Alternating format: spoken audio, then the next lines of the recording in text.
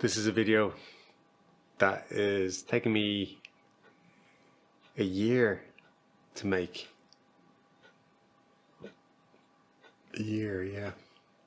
So today is the first anniversary of my father, Noel, dying. And I wanted to just get that down, what that experience was like, because I wanted to do it a few months ago when it was clearer, or when it was more my memory, but I'd gone over it in my head, but I never like to sit down with the camera and do all the setup and all that.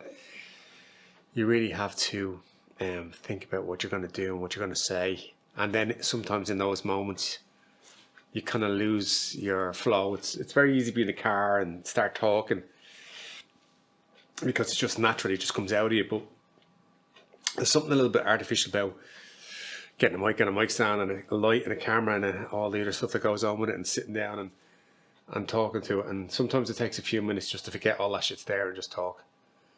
So that's what I was going to do today.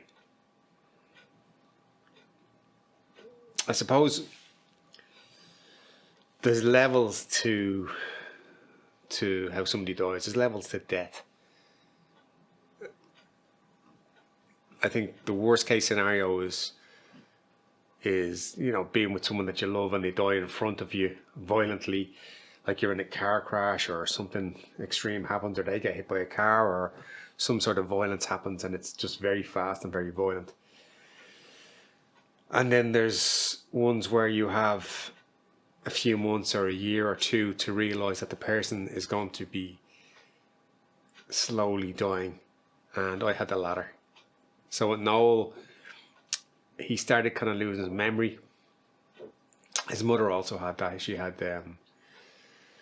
dementia. So he started losing his memory. He lived in Ballymoe in the middle of nowhere, some little house. It's like a house that a kid would draw, like with a door, 2 windows and a chimney on the top, and the house had a blow in. So I'd done a couple of videos going down to meet him down there, and he was always at this house that he bought, and he was always at this thing where he was always going to do it up, and he never did. He'd go down and get distracted with lambing, helping out with the farmer next door, lambing, or out on the bog, or doing something, but he was always like messing around with other shit and never really got it together to do anything down there. So my sister Susan noticed that he did notice the dates was out of, the food was out of date in the fridge and simple things like that, and he was getting very forgetful, forgetting passwords, forgetting things. And then she got him tested, and it came out that he was early signs of dementia. So Susan brought him up to her house, stayed with her for a year or two, and then he ended up in a home, and then he died. So eventually what happened was he got pancreatic cancer, because that's what usually happens. You usually get something else and you die. But he had, like, he was doing well, like he was still like cognitive, he'd still talk to him, he'd still bring him out for a pint. And then he had this little mini stroke where they have this little bleed on the brain, and they go dramatically downhill. The last time I spoke to him, it was bizarre. They put me on a conference call with him, a video call, because the COVID thing was on, you couldn't go visit him. And he was just gone. He was well gone. And that was it. So the last kind of week, he'd been in hospital. He'd gone in with the pancreatic cancer. He'd gone downhill, went into hospital, got COVID in hospital, no symptoms. So like he'd a week to live and he'd no symptoms with the COVID. And I decided I wasn't going to go back for the funeral. Because I suppose I wanted to avoid it. I was avoiding the fact that my father was dying, and I didn't want to go back. And it was an easy excuse to make at the time, because you weren't allowed to leave your home by 5 kilometres, and he was getting buried down the west of Ireland. And I remember saying to my mother, I'm not going to go back when he dies. And she immediately said, oh yeah, I understand. Whereas before, she wouldn't have agreed with me. So I kind of I decided, I wasn't going to go back. And it was only one flight a week. And then I was going to bed, and I just said it to Caroline. I said, I'm going back. And I decided to go back. But in the meantime, he died maybe 2 days before I kind of got there. And yeah, it was easy not to go. It was easy to avoid it. But like, it's every man's duty to bury his father. And you got to man up and do it. And even though you don't want to do it, and you don't want to, like, I had all these ideas about what it'd be like when my father dies, what it'd be like when I die. He'll be at the funeral. I always had these things in my head. I suppose a lot of people, I'd like this played at my funeral. People always have these fantasies about what they want at their funeral, what they want. I always said, at my father's funeral, I want everyone to wear black, no tracksuits, have 2 lads on the door, and stop people coming in unless they fucking had some sort of like respect. But we weren't allowed to have a funeral. I got robbed of the funeral. I got robbed of all that because of the COVID thing, where there wasn't a funeral. There was just me and Susan and our kids. So I decided to go over. Went over and went down to the west because Susan was going to bury him down in the west of Ireland, and he loved it down there. I remember going down there as a kid. We went down to the burn. I always kind of remember it.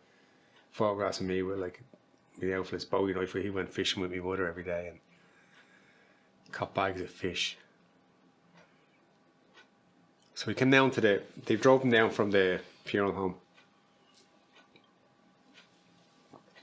and we put him in the coffin in my sister's sitting room. So I wore my best suit, carried him into the sitting room. We put him down in the wicker basket, and they took off the lid, and I just didn't recognise him. It was just like, there was no sign of any resemblance to my father in the box, just an old corpse, an old man.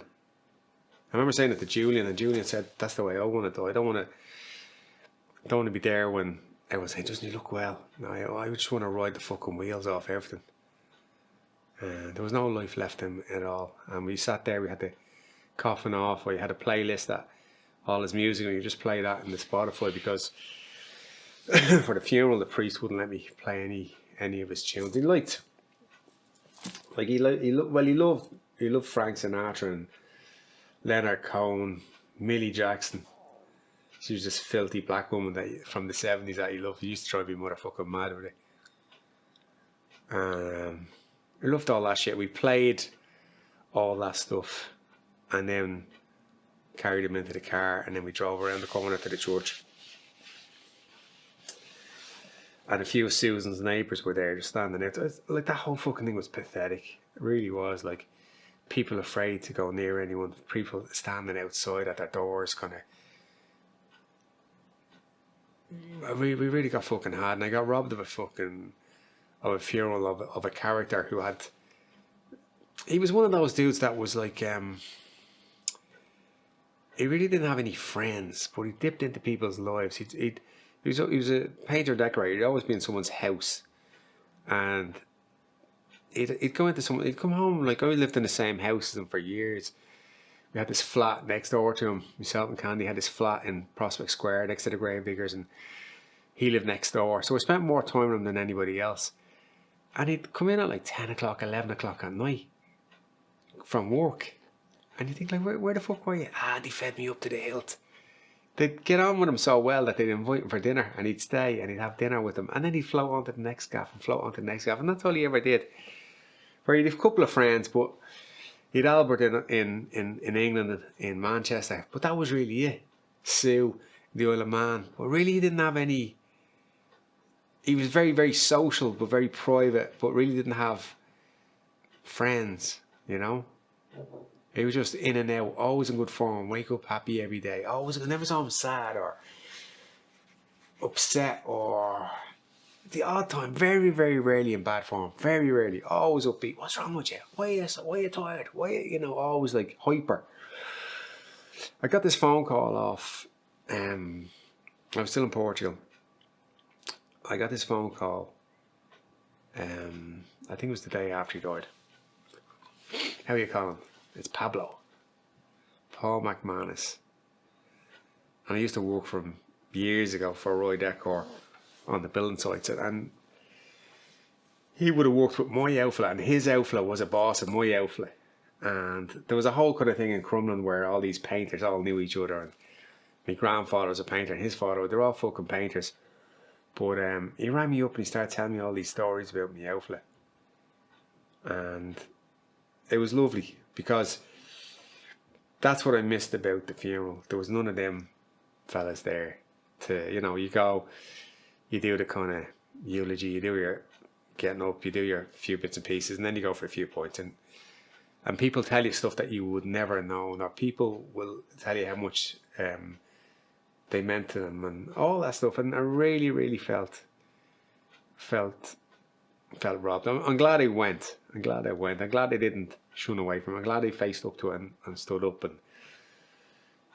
did a eulogy. The eulogy was fucking hard though, because I got into the church and, you know, everyone's wearing masks and I'm like, I'm not wearing a fucking mask at me out for this fucking funeral. Fuck that, you know. I'm not wearing one. And I think the priest sensed that off me and he decided, like, I didn't have to wear them, but I wasn't wearing one, you know. And then I had to get up and I'd sat in the car beforehand and wrote down a few stories and things that I remembered about my father. And that was probably one of the hardest things I've had to do, and to try and keep it together, because there's certain things that get you emotional, and that's when you're standing up and there's a coffin beside you and your father's in it and you're talking about his life. I found it really hard. I had to stop and pause a few times just to kind of like settle myself. And yeah, that was difficult. And then you carried him up back into the hearse. That's the other thing. I was always like, always had this thing for carrying coffins. So like my grandfathers, my grandmothers, my aunts. So I always, like in Cork, they always had good funerals. And lucky enough at this one, my nephews were there, so they carried the coffin with me. But I remember being at my uncle Kevin's and there was no one there because everyone was old. And I asked the undertakers would they help me carry it, and they just wouldn't bother because of insurance or some shit, you know. So we carried him from the car up to this graveyard. It was a lovely graveyard, the west of Ireland, on the Royal Atlantic Way, and it was an old church and an old graveyard. One of those ones that I'd pop into if I was driving past to have a look at the headstones. We put him there, and that's where he lay, and that was it.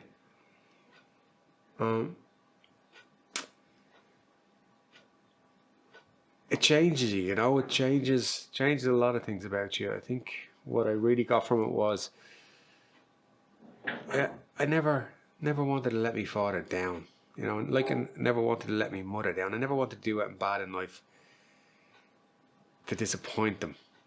And then when he's gone, I've no one to let down anymore. I've no one to let down anymore. Which is a funny kind of, it's a liberating and it's also a bit of a crutch. It's kind of like the king is dead, long live the king. You know, now it's on your shoulders, you know. And it's been a lot to take in, because I had a son that he never met, and he's coming up to 2 years old now. But before his memory went, I saw, you know, he was on a video call and I showed him the son. But like, they're those things that, you know, I left it late in life to have kids, but now I'm the father and he's the son, and it's kind of it leaves you with mixed emotions. I mean, what I will say is that I had a great relationship with him. Like, we lived together, we worked together, we had a few points together. Not that I'm a big drinker. We got stoned together. He never told me what to do. He never complained to me. Even when I got into drugs, he never told me, don't do it. He just said, look, you know, just be careful. You know, he never would say, don't do that or don't do this, or, you know, he'd always encourage me to do things. You know, and he wasn't always there all the time. I mean, like as a kid, it was my mother always bringing us out to the beach. He was always working. But he was there at the right times. I mean, I find most of the people that influence in your life, that you're not with them 24/7. You're with them once a week or once every now and then, and they give you something to think about, and you go home and you think about it. But I had a kid down here there recently. He was like 21, 22, jiu-jitsu guy, and his father follows him around like a fucking shadow, like he's his best mate. You know, and your outfit's not your best mate; he's your father. You know. But it was great to have him as a father, and like I say, I got to say all I needed to say to him. I got to say all the things I needed to say to him without feeling empty or having that Wednesday phone call that you didn't expect and someone's dropped dead and you hadn't spoken to them for a while, or you wish you'd done it this way or said that to them, or there was none of that. I knew he'd a certain time limit, and that was that.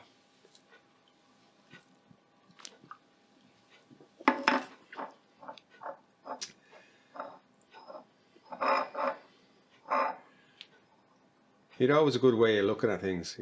He'd always say, on the other hand, and look at things on both sides. He was a big fan of Fiddler on the Roof. And your mum was always met with bad news. And he'd go nuts. And then he'd stop. And then he'd say, but on the other hand, she loves him. Yeah, it's sad, but it's life, you know. And it's been a hell of a year. I've had like deaths, breakups, births, and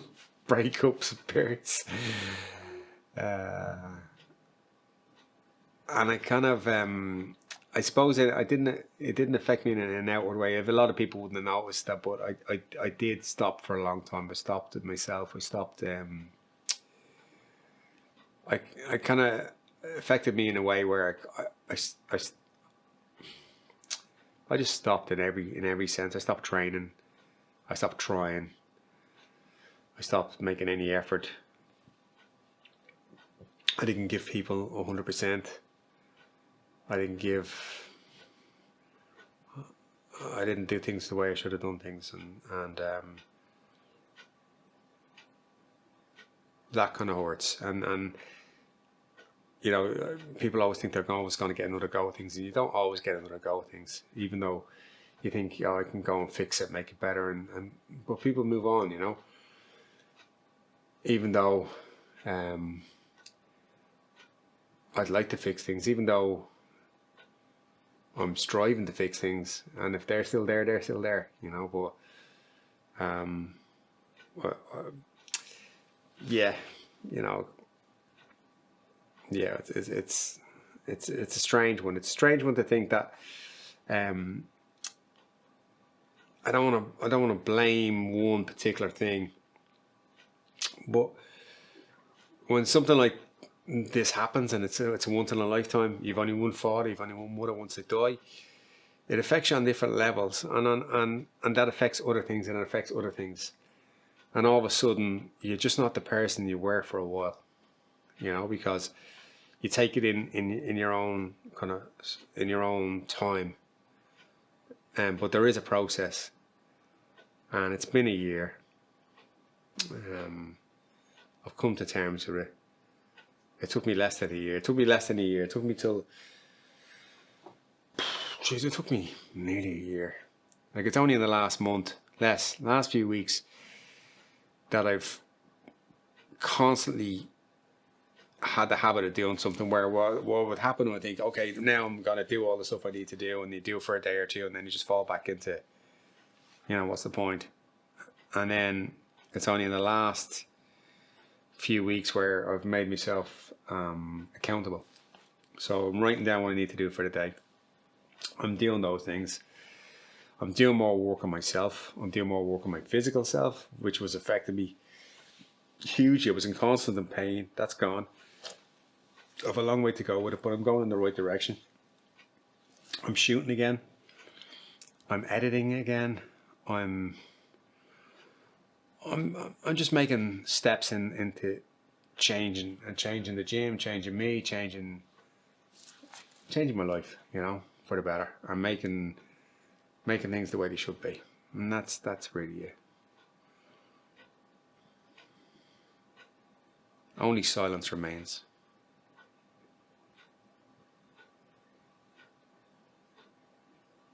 That's all. Just silence. I find when I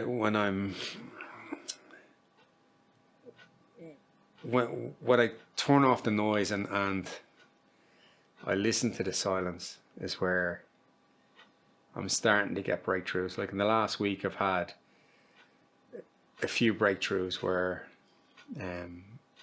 you just need that solitude in order to find them. Sometimes when you're around people or with somebody, you get embedded in this track and you can't change the track. You need the kind of space, you need the silence, you need the solitude in order to look down and look around and realise like you've gone completely the wrong fucking way. So yeah, I think in the last few weeks it's gonna change. So that was really my experience of it. Was nothing like I expected it to be. Yeah, I got robbed at a funeral. Made a difference on me, even though I didn't think it did, because I'd come to terms with it. But you know, he was an important person in my life, and I think he did a great job as a father, and I loved him as that, and he was brilliant. You know, the apple doesn't fall far from the tree, as they say. And if I can have his sort of attitude as I get older and upbeat and not give a bollocks, play me music loud,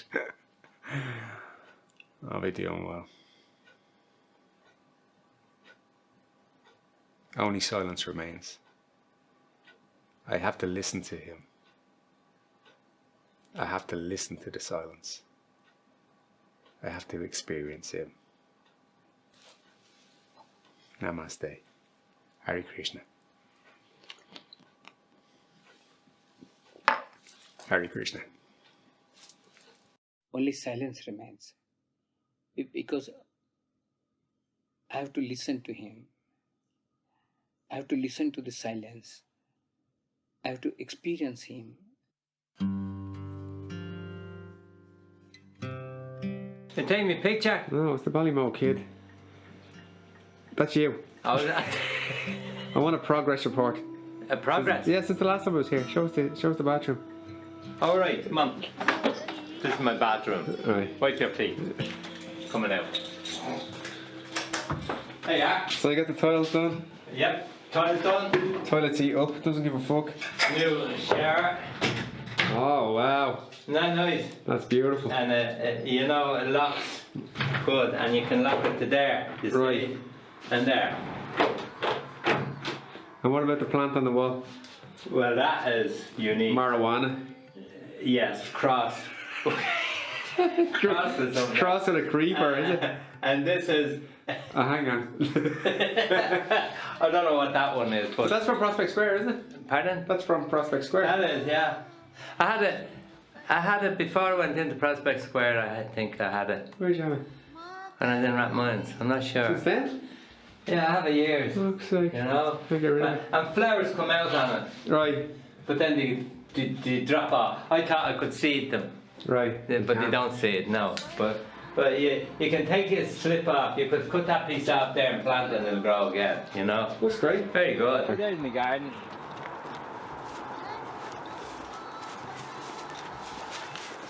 Isn't that nice? See, they should attract the birds to eat them in the autumn, you know? Right. They attract butterflies big time. Right.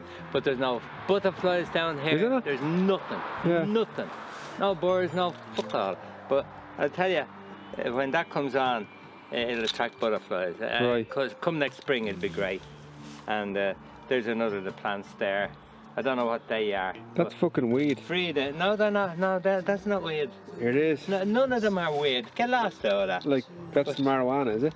No, it's hemp.